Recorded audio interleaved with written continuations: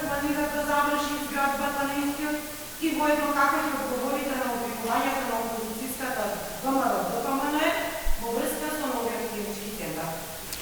Благодарам.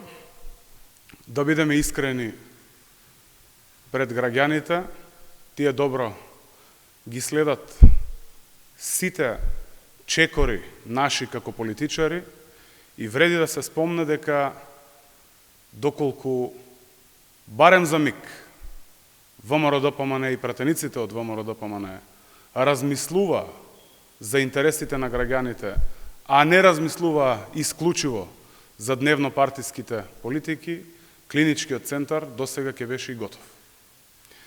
Партијата која што 11 години ги лажеше граѓаните дека ќе изгради нов клинички центар, не успеа во тоа и денес кога имаме законско решение кое што обезбедува изградба на нов и модерен клинички центар, после 80 години, како најголема капитална инвестиција во јавното здравство, ВМРО-ДПМН тоа го кочи, го обструира. Зошто? Заради интересите и заради заштита на криминалците во таа нивна бела палата.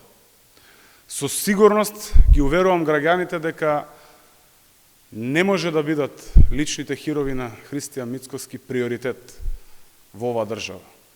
Со нив или без нив ќе направиме се што е законски возможно и оправдано и деловнички во рамки на парламентот, за конечно да се донесе законот за изградба на нов клинички центар и конечно граѓаните после 80 години да добијат нов, модерен клинички центар согласно сите меѓународни стандарди.